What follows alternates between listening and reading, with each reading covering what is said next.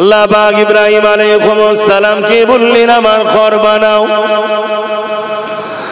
হযরত ইব্রাহিম আলাইহিস সালাম যখন ঘর বানাতে লেগেছে, ওই যে মাকাম ইব্রাহিমে যে পাথরটা আছে, ওই পাথরটা অটোমেটিক উঠতো, অটোমেটিক নামতো। যদি আমি বলি লিফটের মতো তাহলে ভুল হবে, কিন্তু বুঝাবার জন্য লিফট বলা যেতে পারে। কিন্তু লিফটকে উপরে তোলার জন্য অনেক মোটর ব্যবহার হয়, অনেক তার রশি ব্যবহার হয়। কিন্তু মাকাম ইব্রাহিমে যে পাথরটা আছে, ওই পাথর কোনো কিছু সাহায্য ছাড়া অটোমেটিক উপরে উঠতো, অটোমেটিক নিচেই নামতো। দুনিয়ার কোন সায়েন্স বিজ্ঞান এইরকম অটোমেটিক নাবা উঠা পারেনি।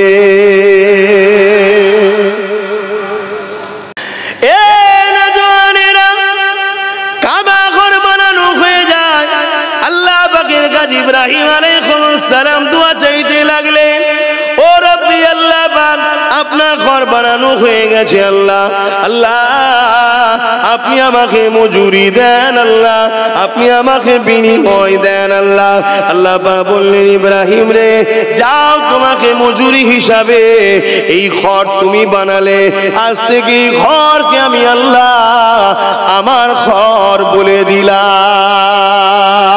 ইব্রাহিম আলাইহিস সালাম আরো মজুরি চাইছে, অনেক বড় কথা। আল্লাহ পাক বলতে লাগলেন, ইব্রাহিম কি চাও বলো।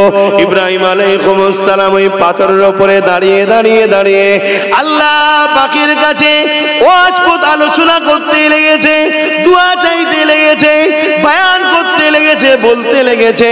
কি কথা বলতে লেগেছে? আল্লাহ পাক ওই যে একজনকে আপনি পাঠাবেন, জিনার জন্য কুল কায়নাত তৈরি করেছেন, জিনার জন্য সব কিছু বানিয়েছেন, যিনি আপনার কাছে সব থেকে বেশি পেয়ারা, তিনি কে? জোরে জোরে বলো, জোরে জোরে বলো কে? তিনাকে আমি ইব্রাহিম আমার বংশে নসলে পাঠাবেন, আমি ইব্রাহিম যেন তিনার দাদা হতে পারি। এ যুবকেরা, তরুণেরা, আল্লাহ পাক বলতে লাগলেন, এ পাথর আমার হাবিবের আলোচনা হচ্ছে, আমার হাবিবের মিলাদ হচ্ছে, আমার হাবিবের আগমনের আলোচনা হচ্ছে। এ পাথর, এই লম্হাটাকে তুই তোর সিনার মধ্যে স্মৃতি বানিয়ে নে, এই টাইমটাকে তুই তোর বুকের মধ্যে স্মৃতি বানিয়ে নে, এই সময়টাকে তুই তোর পাথরের মধ্যে রক্ষিত করে নে। আমি আল্লাহ তোকেও তাহলে রক্ষিত করে রাখবো। কিয়ামত পর্যন্ত যত লোক হজ করতে আসবে সবাইকে আমি আল্লাহ দেখাবো এই পাথরের উপরে দাঁড়িয়ে দাঁড়িয়ে দাঁড়িয়ে হযরতে সাইয়্যিদুনা ইব্রাহিম আমার হাবিবের মিলাদ করেছিল। আরো জোরে বলুন সুবহান আল্লাহু আকবার। হযরতে নবী ইব্রাহিম আলাইহিস সালাম আল্লাহ পাকের হুকুমটা শোনার পর স্ত্রী আমাদের আম্মা হযরতে হাজেরাকে নিয়ে, ছোট্ট শিশু বাচ্চা ইসমাইল আলাইহিস সালামকে নিয়ে, যেখানে বর্তমান কাবা শরীফ রয়েছে তার পাশেই ওই জায়গায় গিয়ে হাজির হয়ে গিয়ে ওইখানে স্ত্রী আর বাচ্চাকে রেখে দিয়ে হুজুর উট বা ঘোড়ার পিঠে উঠতে লেগেছে। চলে আসবে। আম্মাজান জিজ্ঞেস করছে, আমার প্রাণের স্বামী আমাদেরকে এই নির্জন নিরিবিলি পানিহীন খাদ্যহীন কি বলে বসবাসহীন জায়গায় ছেড়ে দিয়ে যাচ্ছেন কোথায়? হযরতে সাইয়্যিদনা ইব্রাহিম আলাইহিস সালাম বলছে, আজ থেকে আপনারা দুজন এখানেই থাকবেন। আমরা তো আমাদের বাচ্চাদের ঘরে নানির বাড়ি রাখতে চাই না, বাচ্চাকে ছেড়ে থাকতে পারি না, কি আছে না নাই? আর কোথায় রেখে যাচ্ছে বাপ? বাচ্চার উপরে দয়া নেই? আরে দয়া ময়া তো ইমানের দ্বারাই হয়, দয়া ময়াটা তো ইমানের সাথে জড়িয়ে। তা নবীদের কি দয়া নাই? আমাদের যদি বাচ্চার উপর দয়া থাকতে পারে। আম্মা জান হাজেরা আলাইহিস সালাম এই কথা শোনার পরে বলছে, আমার প্রাণের স্বামী আপনি যে আমাকে এখানে রেখে যাচ্ছেন এটা আপনার ইচ্ছা না আল্লাহর হুকুম? হযরতে নবী ইব্রাহিম আলাইহিস সালাম বলেছিলেন, এ আমার প্রাণের স্ত্রী, নবীরা আল্লাহর হুকুম ছাড়া কোনো কাজ করেনি। এই কথাটা শুনে আম্মা জান হযরতে হাজেরা আলাইহিস সালাম কি বলেছিলেন, এ আমার প্রাণের স্বামী ইব্রাহিম আলাইহিস সালাম, তাহলে আপনি নিশ্চিন্তায় যান, কারণ আপনার থেকে অনেক বড় আমার গার্জেন অভিভাবক সাহায্যকারী হলো স্বয়ং আমার আল্লাহ পাক।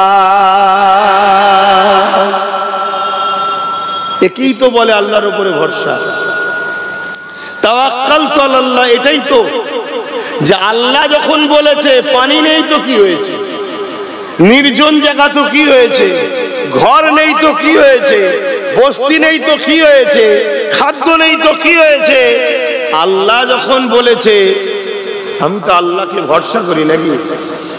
আমরা কি ভরসা করি, আর আম্মা কি ভরসা করছে? হ্যাঁ, ছোট একটা কোলের বাচ্চা নিয়ে আবার, তবু আমরা রিস্ক নিই।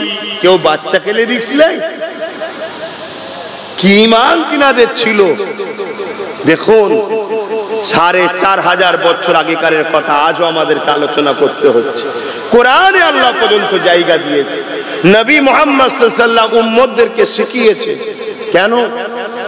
যে তোরা প্রেমের ঝুটা দাবি করিস না, প্রেমিক তো এরকম হয়। এবারে বলুন, আমরা কি প্রেমিক? প্রেমিক তো এরকম হয়, তার নিদর্শন তো আল্লাহ দেখাচ্ছে। বাপেরা, নওজওয়ান তরুণেরা, এমন বিবাহে প্রেমিকেরা, আম্মা জান হযরতে হাজেরা আলাইহিস সালামকে রেখে দিয়ে হযরতে আব্বা জান ইব্রাহিম আলাইহিস সালাম চলে আসলেন। এদিকে আম্মা জান হাজেরা আলাইহিস সালাম বাচ্চাকে রয়ে গেলেন। একদিন যায়, দুদিন যায়, 1 মাস যায়, 2 মাস যায়, এমন করে দেখা যায় 1 বছর কেটে যায়। ইব্রাহিম আলাইহিস সালাম ইন্তেজারে রয়েছে, কখন আমার আল্লাহ আমাকে ইজাজত দেবেন, এই ইব্রাহিম বাচ্চার কাছে যাও, পরিবারের কাছে যাও, তখন আমি যাব। এই অপেক্ষার মধ্যে রয়েছে। এদিকে আম্মা জান হাজেরা আলাইহিস সালাম বাচ্চাকে রেখে দিয়ে পানির তালাশে বেরোলে, দূরে তাকালেন, সাফা বলে একটা পাহাড় আছে, ওই দিকে যখন তাকালেন আম্মা জান দেখতে লেগেছে পানি যেন রয়েছে, কিন্তু পৌঁছে দেখছেন পানি নয়, রৌদ্র বালির উপরে পড়েছে, ওটা চকচক করতে লেগেছে। ওই সাফা পাহাড়ে গিয়ে আম্মা জান আবার এমন করে ইসমাইল আলাইহিস সালামকে দেখতে লেগেছে, দেখে শুকরিয়া আদায় করে আল্লাহ পাকের কাছে দোয়া করতে লেগেছে।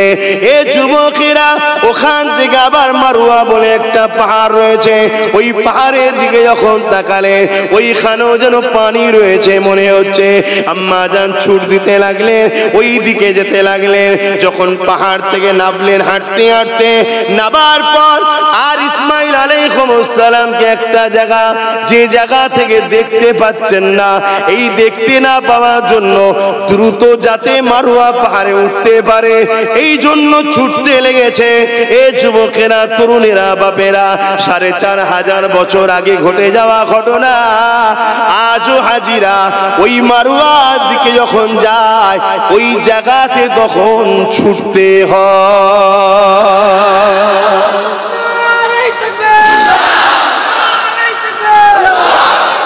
ভেবে দেখুন, 5 লক্ষ 10 লক্ষ টাকা খরচ করে আম্মা জান ছুটেছিলেন 4500 বছর আগে, আমাদেরকেও ছুটতে হচ্ছে। কেন? মাঠে ছুটলেই তো হয়, অত দূরে কি এক্সারসাইজ করতে যাচ্ছি নাকি আমরা?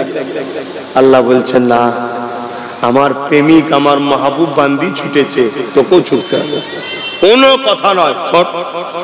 শুনছেন তো বাবা?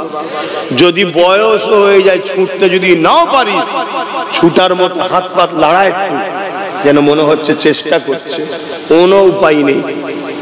আবার মারুয়া পাহাড়ের কাছে গিয়ে দেখছে বালি, পানি নয় বালি। ওখানে পাহাড়ে উঠে দেখছে ইসমাইল আলাইহিস সালাম ঠিক আছে। আবার শুকরিয়া, নামাজ পড়লেন, আল্লাহর কাছে দোয়া চাইলেন। আমাদেরকেও পড়তে হয়, এই জায়গাগুলো দোয়া কবুলও হয়। জোরে বলুন সুবহানাল্লাহ।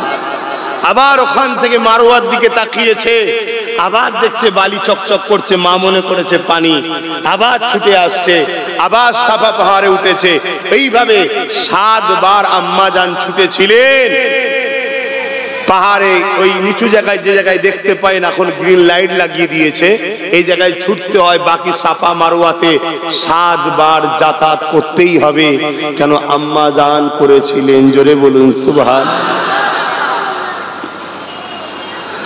বাপেরা, নওজোয়ান তরুণেরা যখন কোনোভাবে পানি পেলেন না, আম্মা জান হযরতে হাজেরা আলাইহিস সালাম ফিরে এসে দেখতে লেগেছে ইসমাঈল আলাইহিস সালাম জমিনে পায়ের গিরালি মারতে লেগেছে, পা ছুড়াছুড়ি করতে লেগেছে। ওই পায়ের গিরালি থেকে পানি বাহির হতে লেগেছে। আম্মা জান যখনই হযরত ইসমাঈল আলাইহিস সালাম কোলে তুলে নিয়েছে, সঙ্গে সঙ্গে পানির ফোয়ারা জোর হয়ে গেছে।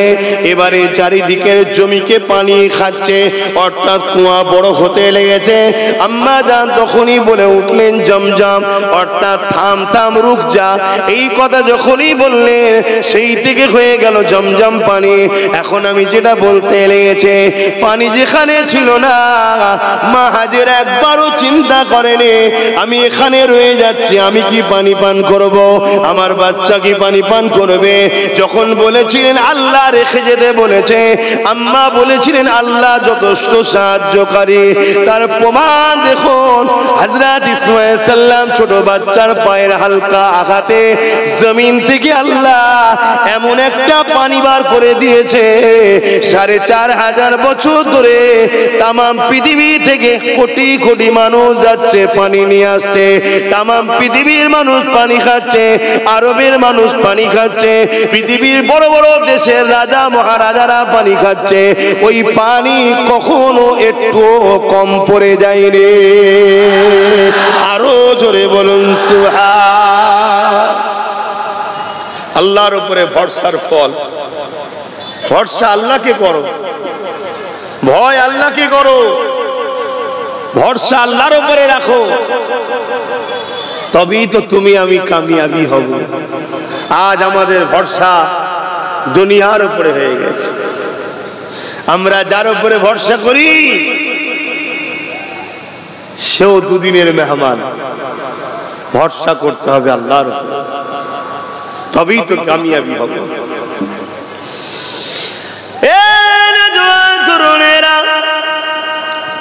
এদিকে একদল যাযাবর বেরিয়েছে, যারা ব্যবসার জন্য বিভিন্ন জায়গায় এমন করে ঘুরে বেড়ায়, গৃহপালিত পশু নিয়ে, পুরো পরিবার নিয়ে বিভিন্ন জায়গায় তারা ব্যবসা করতে যায়, চারণ ভূমি খুঁজে বেড়ায়, তারা তাবু করে সেই জায়গায় থাকে। এমন একটা কাফেলা বেরিয়েছে, যারা পানির পিপাসায় চারিদিকে ছুটতে লেগেছে, পানি পায় না। তাই দূর থেকে তারা দেখতে লেগেছে পাখি উঠা নামা করছে, কেননা পানি যেখানে থাকে সেখানে পাখি অবশ্যই পাওয়া যাবে। আম্মা জান হাজেরা যখন এসেছিলেন ওই জায়গায় তখন পাখিও ছিল না, কেননা ওই জায়গায় পাখি থেকে কি করবে। এখন জমজম কুয়া হয়ে গেছে, পাখি এবারে হাজির হয়েছে, পাখি পোটা নামা করছে। ওই কাফেলা দূর থেকে দেখতে পেয়েছে, তারা বুঝতে পেরে গেছে ওই জায়গায় পানি রয়েছে। তাই তারা ওই দিকে তাদের গোত্র বাহিনী লোকজন নিয়ে, পশু পাখি নিয়ে সেই জায়গার দিকে আগাতে লেগেছে। মনে রাখবেন, হাসবুনাল্লাহু ওয়া নি'মাল ওয়াকিল, নি'মাল মাওলা ওয়া নি'মান নাসির। যারা আল্লাহর উপরে ভরসা করে, আমার আল্লাহ তাদের জন্য যথেষ্ট। আম্মা জান বললেন যে আল্লাহ আমার জন্য যথেষ্ট সাহায্যকারী। হুকুম যখন তার, আপনি যান। দেখুন কিভাবে আল্লাহ সব ব্যবস্থা করছে। দেখুন সেই কাফেলা এসে হাজির, দেখছে পাশে একটা কুয়া, যেখান থেকে পানি ফোয়ারা যেমন হয়, যেটা উদাহরণ বুঝবেন, ওপর দিকে উঠছে আবার কুয়াতে পড়ে যাচ্ছে। আর পাশেই একজন খাতুন মহিলা বসে আছে বড় পর্দার সাথে, কোলে যেন একটা চাঁদ শোয়ানো আছে, জোরে বলুন সুবহান। আলো আলোকিত হয়ে আছে জায়গাটা। প্রত্যেকটা নবীরই সম্পর্ক জান্নাতের সাথে। জান্নাতের মাটি দিয়ে নবীরা তৈরি, আর জান্নাতের মাটি হলো নূর থেকে তৈরি, জোরে বলুন সুবহান। কার নূর? আমার দয়ান নবীর নূর থেকে, জোরে বলুন সুবহান। তো ভাইয়েরা আমার, তো যাক, আমার ওই কাফেলা এসে হাজির হলেন। হবার পর তোমরা পিছনের মানুষের দেখার না অসুবিধাটা খেয়াল করো। এমনি আমার কত কষ্ট হচ্ছে, তারপরও যদি বারবার এরকম হয় আরো অসুবিধা হবে। আম্মা জান বসে আছেন ইসমাইল সাল্লামকে নিয়ে। ওই যে কাফেলা এসেছে, ওই কাফেলার একটা মোড়ল ছিল, সর্দার ছিল। আগেকার সময় আপনাদের এলাকাও মোড়ল থাকতো, সর্দার থাকতো, কথা বুঝে আসছে? তো সেই সর্দার তার কন্যাকে বলছে যাও। দেখে মনে হচ্ছে এ নারী বড় নেকবক্ত নারী, কোন পুরুষকে পাঠায়নি, তার কন্যাকে পাঠাচ্ছে। যাও, বড় আদবের সাথে মাকে বলবে আমরা বড় পিপাসিত, পানি কি নিতে পারি? কেন এইরকম জায়গায় একটা পানি, এটা তার কোনো কারিশমা ছাড়া অন্য কিছু হতে পারে না। অতএব তার কাছে ইজাজত লাও। তো ওই কাফেলার সর্দারের কন্যা এসে আম্মার কাছে ইজাজত নিলেন। আম্মা ইজাজত দিলেন, তারা পানি পান করলেন। পানি পান করার পর সর্দার বলতে লেগেছে ও তার কন্যাকে যে আবার ওনার কাছে যান, গিয়ে ইজাজত নেন। উনি যদি ইজাজত দেয় আমরা অন্য জায়গায় যেতে রাজি নয়, এখানেই বসতি তৈরি করতে রাজি, জোরে বলুন সুবহানাল্লাহ। কেউ ছিল এলাকায়? তাহলে কে বসতি তৈরি করাচ্ছে? দেখুন আল্লাহর কুদরত, দেখুন। আল্লাহর উপরে ভরসা করুন, আল্লাহর উপরে ভরসা করুন। একবার সবাই জবান খুলে আমার সাথে একটু বলুন না আল্লাহ, আরো জোরে বলুন আল্লাহ। তিনি আমাদের রব। আমরা কত ভুল করি, কত অন্যায় করি। দেখুন টাইমে টাইমে তিনি আমাদের মুখে খাবার দিচ্ছে। কে খাবার দেয়? আপনার আব্বা আম্মা। আপনি মেহনত করে খান, হ্যাঁ? বিছানায় শুয়ে কত লোক পড়ে আছে দেখেন না? আপনি যে মেহনত করছেন এই ক্ষমতাটা আপনাকে কে দিচ্ছে? সেই আল্লাহকে ভালোবাসুন, তেনাকে ধরুন। আহা, আম্মা জান ইজাজত দিলেন, তারা বসতি শুরু করলেন। একদিন দুদিন যেতে না যেতেই ওই সর্দার তার কন্যার দ্বারা মেসেজ পাঠালেন, কি আমরা চাই আমাদের এই বসতির আজ থেকে সর্দারিনী মাকে বানিয়ে দিতে চায়, জোরে বলুন সুবহানাল্লাহ। উনি কি রাজি আছেন? আম্মা জানকে ওই কাফেলার ওই বস্তির সর্দারিনী আল্লাহ পাক বানিয়ে দিলেন, জোরে বলুন সুবহানাল্লাহ। কেন সর্দার বানাতে চাইলো? সর্দার বুঝতে পেরেছে এ মহিলা জাতা মহিলা নয়, এ মহিলা বরকতময় মহিলা। এ মহিলা যদি আমার গোত্রের সর্দার হয়, আমার গোত্র একদিন পৃথিবীর বুকে নাম করবে। সত্যিকারেরই নাম করেছে। 4500 বছর আগে যে বসতি বস্তি হয়েছিল, সেই বসতি থেকে বিস্তার হতে হতে হতে হতে আজ পুরো আরব দুনিয়া ছেয়ে গেছে, জোরে বলুন সুবহানাল্লাহ। আরো জোরে বলুন সুবহানাল্লাহ। তাহলে আমাদেরও তো লিডার বানাতে হবে, বরকত যার হাতে আছে। আর আমরা কি করি? যে মদের বোতল দিতে পারবে। এজন্য তো আমাদের মরণ, এজন্যই তো আমরা বিপদে। হ্যাঁ, আসুন, এই রকম এত কিছু এক বছরের মধ্যে পুরো খোঁজে, পুরো সাজিয়ে বাগান আল্লাহ তৈরি করে দিয়েছে।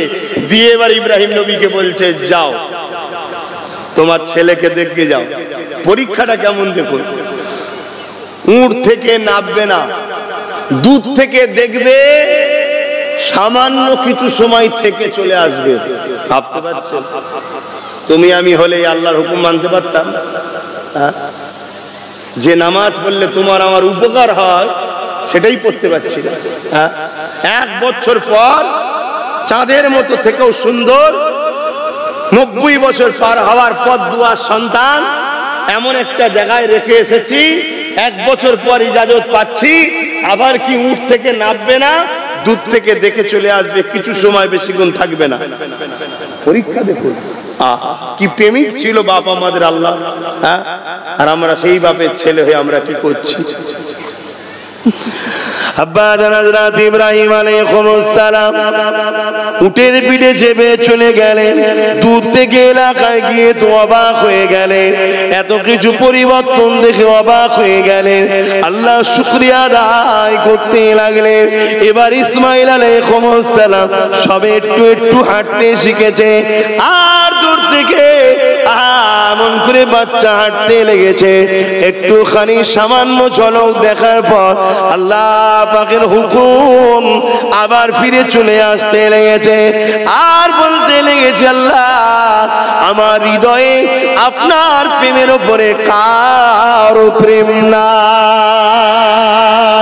এ যুবকেরা, তরুণীরা, বাবেরা, এ নবী পাকের প্রেমিকেরা, আর একদিনের কথা, ইসমাইল হযরত ইব্রাহিম আলাইহিস সালামকে আল্লাহ পাক বড় মহব্বত করে আদর করে এমন করে ফেরেশতাদেরকে দেখাতে লেগেছে, দেখো আমার বন্ধুকে, দেখো আমার বন্ধুকে দেখো। হযরত জিবরাইল আলাইহিস সালাম বলতে লেগেছে, ও রব্বি আল্লাহ, আপনি এমন একজনকে বন্ধু করেছেন যিনি তো দুনিয়াদার। এই জন্য জিবরাইল সাল্লাম বলতেছিলেন, কারণ ইব্রাহিম আলাইহিস সালাম অনেক বড় জমিদার ছিলেন, বিরাট অর্থশালী ধনী মানুষ ছিলেন, হাজার হাজার গৃহপালিত পশু ছিল। আরবের মেন সম্পদ ছিল গৃহপালিত পশু। কিন্তু আমার নবী পাকের নূরের কদম লাগার পরে আরবের মেন সম্পদ হয়ে গেছে পৃথিবীর দামি সম্পদ তেল আর সোনা। এ তো নবীর কদম লেগে হয়েছে। কিন্তু তার আগে আরবের মেন সম্পদ ছিল গৃহপালিত পশু, যার যত পশু সে তত ধনী। হযরত ইব্রাহিম আলাইহিস সালামের 7-8 হাজারের উপরে গৃহপালিত পশু ছিল, বলুন সুবহানাল্লাহ। তো উনি সেগুলো লালন পালন করছে। আর ঠিক এমন সময়তে আল্লাহ পাক বলছে ফেরেশতাদের ঘরে, দেখো আমার বন্ধুকে দেখো। তাই জিবরাইল সাল্লাম বলছে, আল্লাহ ইনাকে আপনি আর বন্ধু বলছেন, ইনি তো দুনিয়াদার, এত সবটা জমি জায়গা, এত গৃহপালিত পশু, দুনিয়াদার। আল্লাহ বলছেন, জিবরাইল আমার বন্ধুর নিয়ে তুমি কি মন্তব্য করছো? আমার বন্ধু দুনিয়াদার নয়, আমার বন্ধু সব কিছু থাকার পরও সব কিছুর উপরে আমাকে বেশি ভালোবাসে। জোরে বলুন সুবহানাল্লাহ। তুমি যদি পরীক্ষা নিতে চাও যেতে পারো। ইব্রাহিম আলাইহিস সালামকে পরীক্ষা নেবে বলে হযরত জিবরাইল আলাইহিস সালাম চলে আসলেন। কি পরীক্ষা নেবে? সামান্য এতটুকু পরীক্ষা নিয়েছিলেন। ইব্রাহিম আলাইহিস সালামের বাড়ির সামনে দিয়ে যাবার সময় হযরত জিবরাইল আলাইহিস সালাম একবার জবান দিয়ে বলেছিলেন, আল্লাহ। আজ আমরা মুসলমান দাবি করি, মুয়াজ্জিন মসজিদে আল্লাহর নাম ডাকে, আমরা একবারও ডেকে সাড়া দিই না।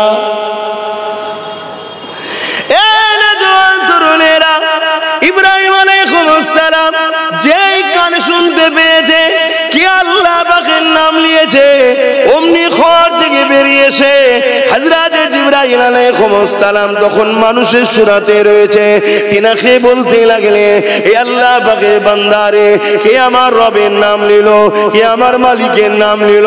হযরত জিবরাইল আলাইহিস সালাম তখন মানুষের সুরাত ধরে আছে, তিনি বলতে লাগলেন, আমি নাম নিয়েছি। হযরত ইব্রাহিম আলাইহিস সালাম বলতে লাগলে, আর একবার আমার রবের নামটা লা, আর একবার বলো আল্লাহ। হযরত জিবরাইল আলাইহিস সালাম বললে, এটা আমার মর্জি, আমি কখন লব না লব, আমি তোমার কথাই নেব কেন? ইব্রাহিম আলাইহিস সালাম বললে, যদি তুমি আমার আল্লাহ পাকের নাম লাও, আমি তোমাকে অনেক নজরানা পুরস্কার দেব। কি পুরস্কার দেবে? আমার হাজার হাজার গৃহপালিত পশু আছে, তার অর্ধেক তোমাকে দিয়ে দেব।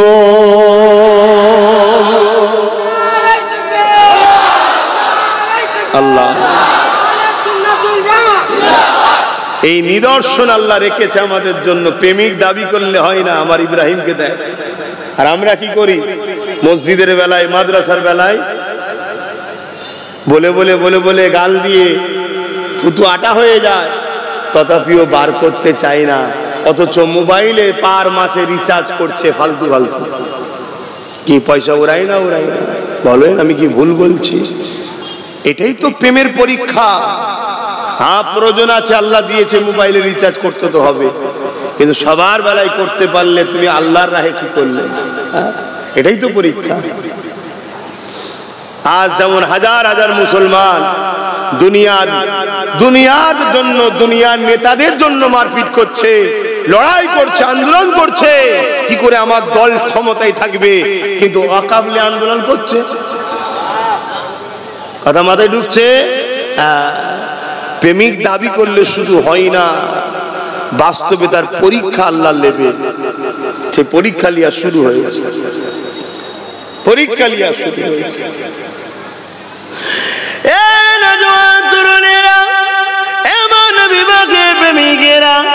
আল্লাহ নবী হযরত ইব্রাহিম আলাইহিস সালাম কে আল্লাহ নানা দিক দিয়ে পরীক্ষা নিয়েছে। হযরত জিবরাইল আলাইহিস সালাম আল্লাহ বলে ডাক দিলেন, ইব্রাহিম আলাইহিস সালাম সঙ্গে সঙ্গে তিনাকে অর্ধেক গৃহপালিত পশুটা দিয়ে দিলে। তিনি যেই চলে যাবার জন্য পাটা বাড়াবে, ওই সময় ইব্রাহিম আলাইহিস সালাম আবার বলতে লাগলে, হে আল্লাহ পাকের বান্দারে, আরো একবার আমার রবের মালিকের নামটা নাও, যদি নাও বাকি যে অর্ধেক গৃহপালিত পশু রয়েছে এগুলো তোমাকে নজরানা দিয়ে দেব। এই যুবকেরা, তরুণেরা, হযরত জিবরাইল আলাইহিস সালাম আবার ডাক দিলেন, ইব্রাহিম আলাইহিস সালাম সব দিয়ে দিলেন। জিবরাইল আলাইহিস সালাম ভাবতে লাগলেন, আমি কাকে বলেছিলাম দুনিয়াদার, ইনি তো আমার আল্লাহকে কত ভালোবাসে, মালিকের নাম একবার শোনার জন্য যদি এটা দিয়ে দিতে পারে তাহলে সে কতটা মহব্বত করে আল্লাহকে। এই সময় জিবরাইল সাল্লাম যখন আবার চলে যাবার জন্য পা বাড়াতে লাগলে, ইব্রাহিম আলাইহিস সালাম আবার বলতে লাগলেন, আল্লাহর বান্দারে আরো একবার ডাক দাও। জিবরাইল সাল্লাম বললেন, এবারে কি দেবে রে? ইব্রাহিম আলাইহিস সালাম বললে, এই যে গৃহপালিত পশুগুলো তোমায় দিয়ে দিলাম, এগুলো লালন পালনের জন্য তো তোমার লোক লাগবে, তুমি আমার রবের নাম নেবে, তার বিনিময়ে আমি ইব্রাহিম নিজেকে তোমার কাছে দান করে দেব। আরো জোরে বলুন সুবহান আল্লাহু আকবার। কি প্রেম দেখিয়েছে আল্লাহ নবী, ওই নবী হযরত সাইয়্যিদনা ইব্রাহিম সাল্লাল্লাহু আলাইহি ওয়াসাল্লাম। আজকে 4 লাখ 5 লাখ খরচ করে ইব্রাহিম নবীর স্মৃতি বানাতে যায় হাজিরা, এমনি? ইব্রাহিম নবীর স্মৃতি। এই যে আমরা ইহরাম পরি, ইহরামটা কি? হুদুদে হারামাইন শরীফে ঢোকার আগে ইহরাম পড়তেই হবে, উমরার নিয়ত করতে হবে। এই যে ইহরাম দুটো থান কাপড় বিনা সেলাই করা পড়তে হয় কেন? আজ থেকে 4500 বছর আগে আব্বাজান ইব্রাহিম আলাইহিস সালাম যখন কাবা তৈরি করছিলেন, তৈরি কমপ্লিট হয়ে যায়, ওই কাবা তওয়াফ যখন করছিলেন, আব্বাজানেরও শরীরে দুটো থান কাপড় ছিল। আব্বাজান ইব্রাহিম সাল্লামের ড্রেসটা আল্লাহ আমাদের জন্য সিলেক্টেড করে দিয়েছে। জোরে বলুন সুবহানাল্লাহ। আমার কাবায় আসবি, 10 লাখ খরচ করতে পারিস, 20 লাখ খরচ করতে পারিস, তুই হাজার হাজার কোটি টাকার মালিক হতে পারিস, কোনো সেলাই করা কাপড় পরবি না, ভেতরেও কোনো কাপড় থাকবে না। আমার মাহবুব, আমার প্রেমিক ইব্রাহিমের ইউনিফর্মে তোকে আসতে হবে, না হয় আসা যাবে না। জোরে বলুন সুবহানাল্লাহ। হতে পারে সে কোন রাজ্যের, কোন দেশের প্রেসিডেন্ট, হতে পারে সে কোন দেশের ক্ষমতাশালী অর্থশালী নেতা, যেই হোক, তোকে ইব্রাহিমের ড্রেস পরতেই হবে। এমনি হয় না বাবা, আল্লাহর প্রেমিক ছিল। বলুন আজকে আমরা কি করছি সেইভাবে ছেলে? আহা, আসেন আবার ফিরে যায় ইব্রাহিম আলাইহিস সালাম। এইভাবে একদিন আল্লাহ পাকের হুকুম পেয়ে গেলে আজ তুমি যাবে, সন্তান পরিবারের কাছে তুমি থাকবে। এবার ইজাজত পেলেন থাকা। ইজাজত যখন পেয়ে গেলেন, ইব্রাহিম আলাইহিস সালাম শুকরিয়া আদায় করে চলে গেলেন। ওই রাত্রে খবে দেখতে লেগেছে, ইব্রাহিম রে তোমার সব থেকে বেশি প্রিয় জিনিসটা আমি আল্লাহ আমার রাস্তায় কুরবানি করো। তোমার কাছে সব থেকে যেটা বেশি প্রিয় আমি আল্লাহ আমার পরেতে সেইটাকে আমার জন্য উৎসর্গ করে দাও, তবেই তো তুমি সব থেকে বেশি আমাকে ভালোবাসো। এই খ্বাবটা দেখার পরে ইব্রাহিম আলাইহিস সালাম পরের দিন 100 উট বা দুম্বাকে কুরবানি করে দেয়। আবার পরের দিন খ্বাব দেখতে লাগে, আবার 100 বা 200 কুরবানি করে দেয়। আবার তৃতীয় দিন খ্বাব দেখে, আবার কুরবানি করে দেয়। কিছু কিছু রায়াতে আছে ইসমাঈল আলাইহিস সালামকে আল্লাহ পাক দেখিয়ে দেয়, এই ইব্রাহিম এটা তো তোমার কাছে সব থেকে বেশি প্রিয়, এটাকে আমার রাস্তায় কুরবানি করে দাও। এ যুবকেরা এত বড় পরীক্ষা পৃথিবীর ইতিহাসে কাউকে আল্লাহ নাইনে। বাপ নিজের ছেলেকে কুরবানি করবে, এই পরীক্ষা আল্লাহ নিতে লেগেছে। ইব্রাহিম আলাইহিস সালাম সঙ্গে সঙ্গে নিয়ত পাকা করে নিলেন, আমি আমার আল্লাহর প্রেমে অন্য কাউকে প্রাধান্য দেব না। আমার আল্লাহর প্রেমের উপরে সন্তানের প্রেম হতে পারে না। অবশ্যই আমি ইব্রাহিম আমার বাচ্চাকে কুরবানি করব।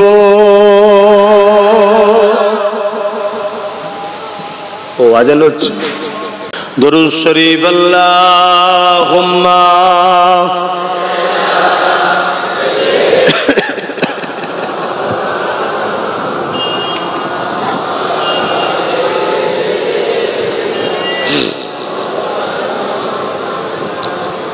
এই যে আমরা কোল্ড ড্রিঙ্কস খাই, এই কোল্ড ড্রিঙ্কস খাবেন আমার ভালোবাসার মানুষরা মানা করছি।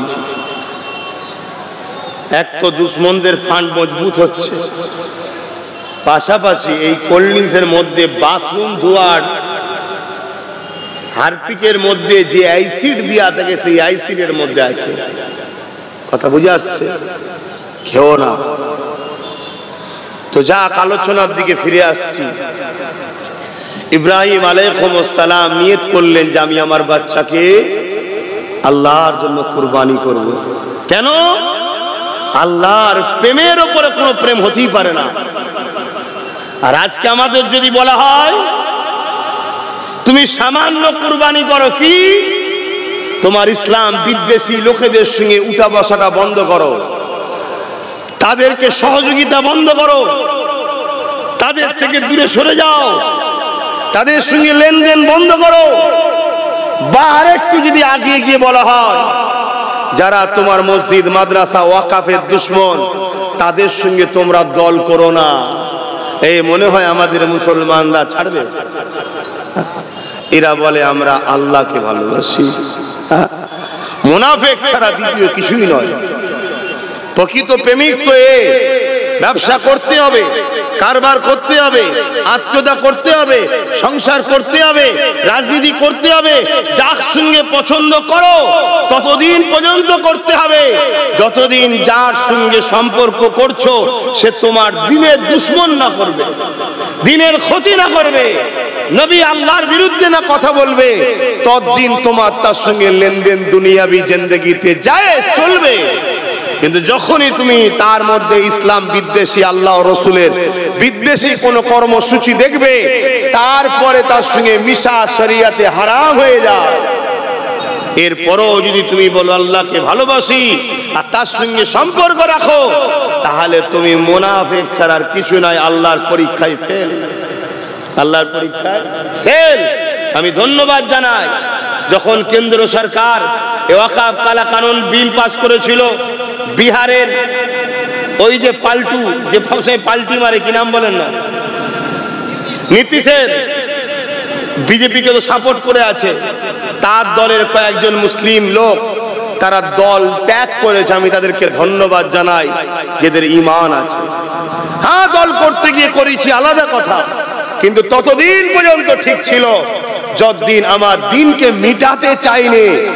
যখন কেন্দ্র সরকার মিটাতে চেয়েছে আর তাকে যদি তুমি সাপোর্ট করো, তার সঙ্গে মিশে থাকো, তাহলে তাকে আর কোনো ইমানদার সাপোর্ট করতে পারে?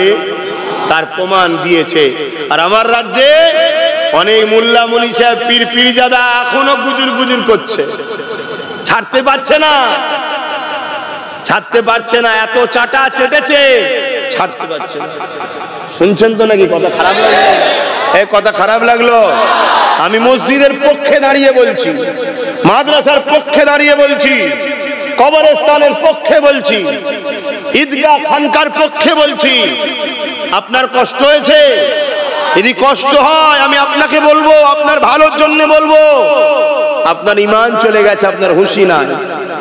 কেন আল্লাহর দ্বীনের পক্ষে দাঁড়িয়ে কথা বললে আপনার ব্যথা হয় না, আপনার ব্যথা হয়। অথচ যখন বলে কবরস্থান মসজিদ মাদ্রাসার হয়ে কথা বলা যাবে না, তখন আপনার ব্যথা হয় না। তার বিরুদ্ধে জানতে হবে আপনি আমাদের আর নাই, আপনি এজিদদের হয়ে গেছেন। এরা যদি কারবালার মাঠে থাকতো, এরা ইমাম হোসেনের সাথ দিত না, এরা এজিদেরই সাথ দিত। ইতিহাস তো এই জন্যই ঘটেছে, ইতিহাস তো এই জন্যই ঘটেছে। হতে পারে আমাকে ভালোবাসছেন, কাউকে ভালোবাসছেন, ততদিন পর্যন্ত ঠিক আছে যতদিন আপনি রাজনীতি করবেন। আর রাজনীতির পাওয়ারে যদি আমার ধর্মকে মিটাতে চান, তাকে সঙ্গে সঙ্গে সেই নেতাকে, সেই দলকে তালাক দিতে হবে। রাজি আছেন না নাই? তবেই তো ইমানদার তুমি। আমার ভালো লেগেছে, আমি বাম করি, কংগ্রেস করি, টিএমসি করি, যার যাকে ভালো লাগে। আমি আব্বাস সিদ্দিকী আইএসএফ করি, জানেন তো নাকি? আপনাদেরও যার যাকে ভালো লাগে করতে পারেন, ততদিন পর্যন্ত করবেন। বাম হোক, কংগ্রেস হোক, টিএমসি হোক। আর বিজেপি তো করা আগে থেকেই হারাম, চলবে না। কথা বুঝছেন না? বোঝেন না? বাকি এগুলো যা সেকুলার মাইন্ডের আছে, বলে তো সেকুলার, হাকিকাতে নয়, তারপরেও ছেড়ে দাও, তর্ক করে লাভ নেই। তারপরেও চলো, মানিয়ে জুনিয়ে লিয়া যায়, মন্দের ভালো নাকি একটা কথা আছে। কিন্তু ততদিন পর্যন্ত ঠিক আছে যতদিন এরা আমার ধর্মের ক্ষতি করবে না। তোকে আমার ধর্ম মানতে বলছি না, তুই তোর টালে থাক, আমি আমার টালে থাকি। তুই ক্ষমতায় বসেছিস, রাজনীতি তো রাষ্ট্র, রাষ্ট্রবাসীর সেবার নাম। তুমি রাজনীতি ছেড়ে দিয়ে আর তুমি পাওয়ারের জন্য যখন বলবে যে আমার বাংলায় ওয়াকফ আন্দোলন করলে সব থেকে বড় দুশ্মন হব, আমার মনে হয় এই কথাটা শোনার পরে প্রত্যেকটা ইমাম, প্রত্যেকটা আলেম, প্রত্যেকটা মুফতি, প্রত্যেকটা পীর, প্রত্যেকটা পীরজাদা, প্রত্যেকটা মুসলমানের উচিত এদেরকে ডিভোর্স দিয়া, তালাক দিয়া দরকার আছে না নাই? এরপরেও যদি কোনো মুসলমান বলে না বিজেপিকে রুখতে কে দরকার, জানতে হবে ও মুসলিম সূরাতে হয় মুনাফিক, আর না হয় মুসলিম সূরাতে মূলত বেঈমান। ওদেরই আমাদেরকে বোকা বানায় বলে সেজে আছে। 3 নম্বর কিছু হতে পারে না। কেন কাউকে রুকা আর কাউকে আনা, এটা কোনো মানুষের হাতে আল্লাহ দেয়নি, ওটা সৃষ্টিকর্তার কুদরতি হাতে আছে। এই কথা বলাই বড় গুনাহগার হবে। শুনছেন না? শুনুন। আমরা সবাই জানি কেন্দ্র সরকার আমাদের দুশমন, জানেন না? জানেন না? আচ্ছা, সে আমাদের কাছে কখনো এসে যদি বলে 500 কোটি টাকা দিচ্ছি, ভোট পাবে? 1000 কোটি দিচ্ছি, 5000। কেন? আমি জানি তুমি বদমাইশ, তুমি আমাদের দুশমন, তাই তো নাকি? কেন? চিনি একে। কিন্তু কেউ যদি বলে যে এখন আমি বাংলায় ক্ষমতা দেখাতে পারবো না, কেন? বাংলায় 40% মুসলমান। শুনছেন তো নাকি? তা এক কাজ করো, তুমি বাংলাতে মুসলিম দরদি সেজে তোমার আঁচলের তলাতে আমাদের ছেলেদের সব জন বড় করো, চাষ করো। শুনছেন না? শোনেন না? সময় যেই আসবে আমাদের ছেলেগুলো বড় হয়ে যাবে, তার মানে কি সব জায়গায় সংগঠন তৈরি হয়ে যাবে, তখন তুমি কেজরিওয়ালের মতো সরে গিয়ে আমাকে জায়গাটা করে দেবে। কথা ঢুকছে না? ঢোকেনি? দিল্লি থেকে কংগ্রেসকে কেউ হাঁটাতে পারছিল না, বিজেপি দেখলো এই ডাইরেক্ট আমি পারবো না, এটা সেকুলার মুখকে দে, কেজরিওয়াল এলো, এই ফিরি, এই ফিরি, এই ফিরি, মুসলমান দরদ দেখিয়ে হাত দেখিয়ে আস্তে আস্তে সব চাষ করছে। শুনছেন তো নাকি? চাষ যেই হয়ে গেল, টুক করে সরে গেল, ওখানে বিজেপি ঢুকে গেল। ঠিক রাজ্যে তো চাষ চলছে। আমি আপনাকে বলছি, কথা মিলিয়ে নেবেন। মিলিয়ে নেবেন। যদি ওরা সার্ভে করছে, যদি দেখে 26-এ চাষ হয়ে গেছে, তাহলে মনে রাখবেন এ সরে যাবে, ওরা চলে আসবে। আর যদি চাষ এখনো বাকি আছে, মানে ঠিক সংগঠন এখনো মজবুত হয়নি, ছেলেরা শক্তিশালী এখনো হয়নি, তাহলে কি করবে জানেন? বাইরে থেকে সব আসবে, এসে এমন ভয়ানক ভয়ানক গাল দেবে মুসলমানদের ঘরে, পাকিস্তানে পেটিয়ে দেবো, বাংলাদেশে পেটিয়ে দেবো, ঘোষ খাওয়া বন্ধ করবো, কেটে ফেলবো, মেরে ফেলবো, এই করবো, হ্যান করবো। কেন দেখাবে? যাতে ভয়েতে আপনারা এর কোলেই থাকেন। কারণ এ তো চাষ করার এজেন্ট নিয়েছে। কথা শুনছেন না শোনেননি? যদি চাষ করার এজেন্ট না নিত, তাহলে ওই ব্যারাকপুরের যে বলছে মুসলমানদের দোকানে খাওয়া বন্ধ করো, পাম্পচার সারানো বন্ধ করো, এটা কি সংবিধান বিরোধী কথা নয়? তাহলে ও অ্যারেস্ট হয়নি কেন বাংলায়? যদি চাষ যদি এ না করার দায়িত্ব নিত, তাহলে রাজ্য সরকারের পুলিশ যে পূর্ব মাদানীপুরে ওই যে আগে যে গোষ্ঠ কি বলে 3 বাড়ি নাকি খেয়েছে, সব বেরোচ্ছে না, শুনছেন তো নাকি? তাহলে ওকে ধরছে না কেন? যদি চাষ করার দায়িত্ব না নিত, তাহলে সেই কোথা দিনাজপুরে একজন কি মজুমদার না কি বলে, সেখানে চাষ করছে না, করে না, দৈনিক মুসলিম বিদ্বেষী কথা বলছে না, বলে না, তো এদেরকে ধরছে না কেন? এরা তো সংবিধান বিরোধী কথা বলছে, এরা তো মুসলমানদের ঘরে টার্গেট করছে, আর এদের কথাতেই তো মুসলমানদের ঘরে চারিদিকে হত্যা করা হচ্ছে, জুলুম করা হচ্ছে, মুসলমানদের দোকান ভাঙা হচ্ছে, ঘর ভাঙা হচ্ছে, এদেরই বক্তব্যের বিষের জন্য হচ্ছে। তো এদেরকে ধরা হচ্ছে না কেন? না, এরা হলো ট্রেনার, এরা শিক্ষা দিচ্ছে, ট্রেনিং লাও। এই সার্ভে করে যেদিন দেখবে চাষ হয়ে গেছে, জায়গা এখন আমাদের হাতে, সঙ্গে সঙ্গে চলে আসবে। শুনছো তো নাকি? আমার এই বীজখানি কথাটা বললাম, কষ্ট হলো নাকি কারো?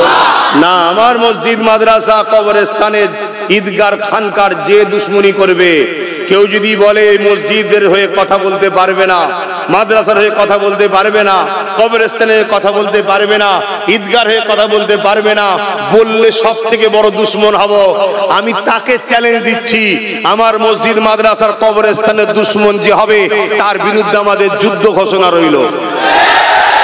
ঠিক বলেছি না ভুল বলেছি? কোনো টেনশন নেই, কোনো টেনশন নেই। এদের ক্ষমতা কিছুদিনের জন্য, কিছুদিনের জন্য। এরা পরের উপর নির্ভর করে চলে। পাশ থেকে প্রশাসন চলে গেলে সব সাদা ফিকে হয়ে যাবে। দেখলেন না, কেউ বলেছিল মাদ্রাসায় জঙ্গি তৈরি হয়, বুদ্ধদেব বাবু বলেছিল তো, কি হলো? অতএব মুসলমানকে যদি বলো যে সব থেকে বড় দুশ্মন হবে, আর আমরা যদি একবার সরে যাই, তোমার হালতটা বুদ্ধদেবের থেকেও খারাপ হবে। কি গো, কথা বলা ভুল হচ্ছে নাকি? হ্যাঁ, কিছু মুসলমানের নজরে ভুল লাগবে যে এইসব কথা বলার কি দরকার। তাহলে ওকে যে জিজ্ঞেস কর, এসব কথা বলার তোমার কি দরকার? তুমি বলতে পারতে যে ভাই আইন তো আমরা করিনি, কেন্দ্র করেছে, আন্দোলন করছো, করো, রাস্তাঘাটে যেন মানুষের যাতায়াতের অসুবিধে হয়, পাবলিকের ক্ষতি না হয়, সরকারি সম্পদের ক্ষতি না হয়। আমরা তো একমত, আমরাও তো চাই, পাবলিকের কেন ডিস্টার্ব হবে? পাবলিক কি আমাদের বিরুদ্ধে নাকি? আমাদের আন্দোলন কি কোনো ধর্মের বিরুদ্ধে? আমাদের আন্দোলন কেন্দ্র সরকারের বিরুদ্ধে। ওয়াকফ কালা কানুনটা কি রাজ্য সরকার করেছে? এই কথা বলুন না, কেন্দ্র সরকার করেছে। তার বিরুদ্ধেই তো আন্দোলন, তার বিরুদ্ধেই তো আমরা কথা বলছি। আমরা তো তার বিরুদ্ধেই বলবো। ওয়াকফ কালা কানুন মানছি না, ফ্যাসিস্টবাদ, বিজেপি কেন্দ্র সরকারের হুকুম চলবে না, মানবো না, এটাই তো আন্দোলনে হবে নাকি? কিন্তু ইনি কোথা থেকে এসে নাক গলিয়ে দিয়েছে, আর নাক কেটে গেছে তো। এবার এই নাককে জুড়ার জন্য একটা পলিসি করেছিল, কিন্তু ঠিক জুড়তে পারেনি, সেলাই করেছে, কিন্তু কাঁচা ডাক্তারের হাতে করেছে। সেটা কি বলেন তো? হঠাৎ করে শুনলাম নাকি রেড রোডে নামাজ হবে না, আবার পরের দিন শুনছি নাকি রাজ্য সরকারের হস্তক্ষেপে নামাজ হচ্ছে। তাহলে ব্রিগেডটা হস্তক্ষেপ, তাহলে লাইনে, তাহলে ব্রিগেড কে বন্ধ করেছে? মাথায় ঢুকছে না, ঢোকে না? হ্যাঁ, কিন্তু ব্রিগেড একটা চ্যালেঞ্জের ব্যাপারে এসে গেছে, তাই তো নাকি? যে আমরা মুসলমান কেন করতে পারবো না? কি হ্যাঁ, সবাই করতে পারবে, আমরা করতে পারবো না কেন? তা আমি চাইছি আগামী দিন ব্রিগেডে ডাকবো, আপনারা কি একটু যেতে পারবেন? কিন্তু গাড়ি ভাড়া দিতে পারবো না, খাওয়াও দিতে পারবো না। হ্যাঁ, যদি নিজের গাড়ির পয়সায় যান, হাত গুলো যেন মনে থাকে, ধোকা না হয়।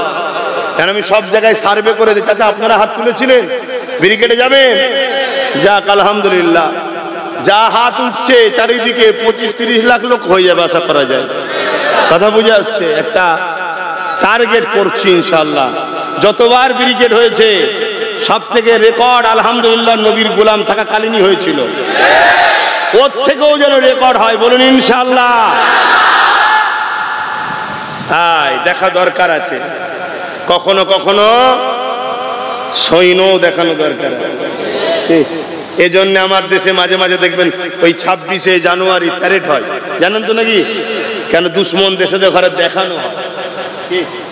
যারা হুড়োহুড়ি করছে, লাফালাফি করছে, এদিক ওদিকে করছে, আমাদের একটু দেখানো দরকার আমরা মরে যাইনি রে, আছি।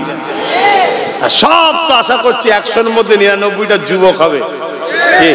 আর আমরা চাই আব্বা মায়েরা বোনেরা সব ঘরেই থাকে, আমরা শুধু যুবক গুণই যথেষ্ট। তার মানে যদি 30 লাখ হয় জানতে হবে ঘরে এখনো 5টা করে আছে। কি আসেন আলোচনার দিকে চলে যায়। আব্বা জান হযরত ইব্রাহিম আলাইহিস সালাম ইরাদা করলেন এই খবরের কথা না সন্তানকে একবার জানায়। হযরত ইসমাঈল আলাইহিস সালামকে জানালে, এ বাবা ছেলে, আল্লাহর পক্ষ থেকে আদেশ এসেছে। কারণ নবীদের খবরটা হলো আদেশ, সত্য হয় নবীদের খবর। তোমাকে আমি আল্লাহর রাহে কুরবানি করে দিতেছি। ইসমাঈল আলাইহিস সালাম কি বলতে লেগেছেন? আব্বা জান দেরি করবেন না, যে হুকুম আপনাকে দেওয়া হয়েছে ওই হুকুম আপনি পালন করুন। অবশ্যই ইসমাঈলকে সবরকারীদের অন্তর্ভুক্ত পাবে। বাপও যেমন খোদার প্রেমিক, সন্তানও তেমন খোদা।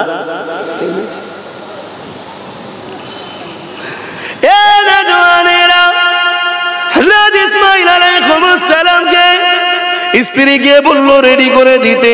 আম্মা জান হাজেরা হুজুর রেডি করে দিলেন। ইসমাঈল আলাইহিস সালামকে নিয়ে রওনা দিতে লাগলেন। কোথায় যাচ্ছে এটা স্ত্রীকে বলেন।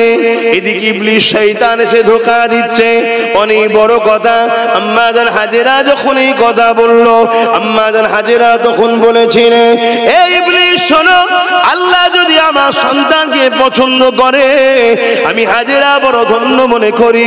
পৃথিবীতে অনেক মা রয়েছে, অনেকের সন্তান রয়েছে, কোন মায়ের সন্তানকে আল্লাহ কুরবানির জন্য পছন্দ করেন।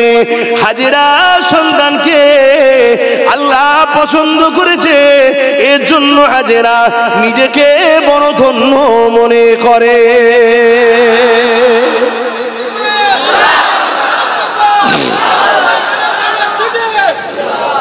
আজ আমার মায়েদেরকে বলি, অনেক মা আছে, বাপ আছে, বাচ্চারা দিন ইসলামের জন্য মসজিদ মাদ্রাসা ওয়াকফের জন্য আন্দোলন করতে গেলে বা হকের পক্ষে থাকলে মা বাপেরা বলে, বাবা যাস না, ও কাজ করিস না।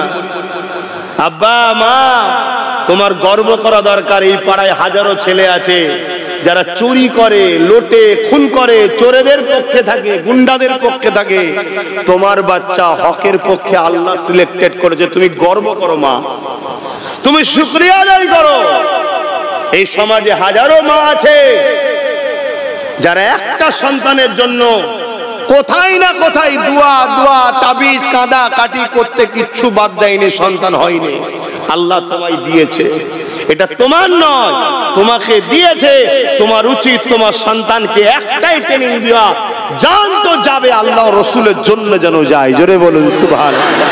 বাবা হকের পক্ষে থাকবি, ন্যায়ের পক্ষে থাকবি, গরিবের পক্ষে থাকবি, ইনসাফের পক্ষে থাকবি, ইনসানিয়তের পক্ষে থাকবি, দেশের পক্ষে থাকবি, দেশের প্রেমের পক্ষে থাকবি, অসহায়ের পক্ষে থাকবি, আল্লাহ ওয়ালাদের পক্ষে থাকবি, ন্যায়ের পক্ষে থাকবি। এই শিক্ষা দেওয়া তো দরকার। কিন্তু আমার অনেক মা বোনেদের বাপেদের কথা শোনা যায়, ছেলেদের ঘরে পিছন থেকে টানে টানে। মনে রাখবে, কত ছেলে মায়ের কোল থেকে জনজন বয়সে এমনিও বিমারে চলে গেছে, অ্যাক্সিডেন্টে চলে যাচ্ছে, হারিয়ে যাচ্ছে। আজকে চারিদিকে তো আবার একদল লোক বেরিয়ে হত্যা করে দিচ্ছে, শুনছেন না শোনেন?